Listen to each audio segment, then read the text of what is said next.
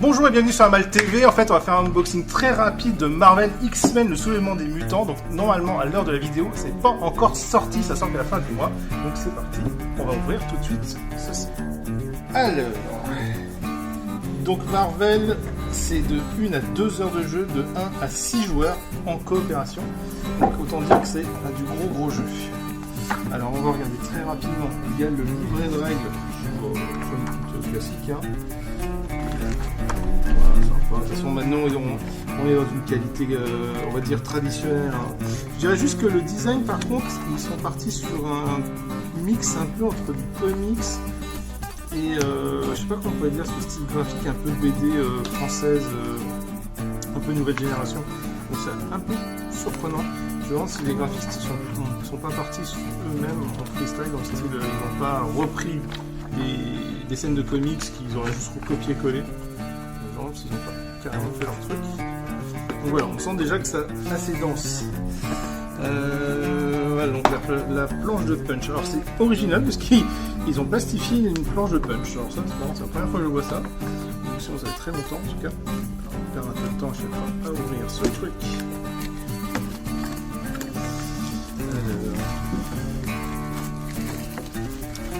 Alors, hop, voilà, le plastique. On n'a pas besoin. Il est sympa. Ah, ok, une planche cachée. Donc les personnages, je pense que c'est un peu le cœur du jeu. Hein. Donc ils sont plutôt sympas. J'en ai ouvert au moins un quand même, je sais pas. Ouais, d'accord. Ouais, c'est qualité normale. Hein. Une punch bien costaud. Donc là, ça sent le petit joujou à monter. Ça va être sympathique. Alors, dans le reste de la boîte, qu'est-ce qu'on a? Je vais le ramener un petit peu ici. Alors, encore le thermo carton. Est-ce qu'il y a rien caché dedans? Parce que tout ça, les fois, ils aiment bien faire des surprises. Non, c'est juste comme ça. Allez, on passe au cœur du jeu. Alors là, je vais essayer de le montrer un peu, mais les cartes sont énormes. Ça, c'est du format un peu Seven Wonders, en fait. C'est le type des cartes de Dixit. Ça fait un peu quand on regarde comme ça. Ouais. Ça va être chiant ce qu'il est ça. Ça va être bien sympathique. Bien, c'est le format tarot, mais pas tout à fait tarot. C'est un peu entre les deux, donc c'est pas tout expliqué. Mais je pense que c'est du format Seven Wonders. Ouais, comparé à. Mais je pense que c'est sur le. Ouais, donc. Ah, d'accord. Donc. Ah, j'avais pas vu, mais en fait, les cartes sont. Avec des clés quand même, ouais. Donc on pourra pas mettre autre chose que des transparents. Voilà.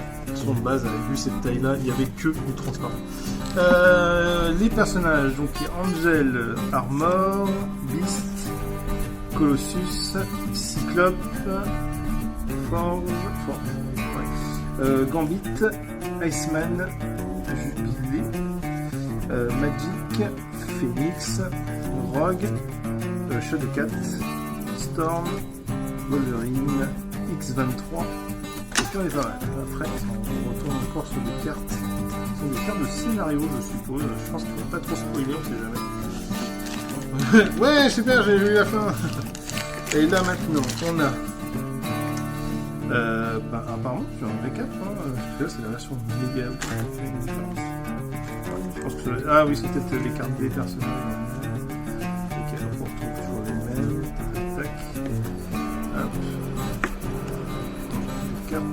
Apparemment, ça c'est le truc qu'on peut se donner. Les tours de jeu, forcément.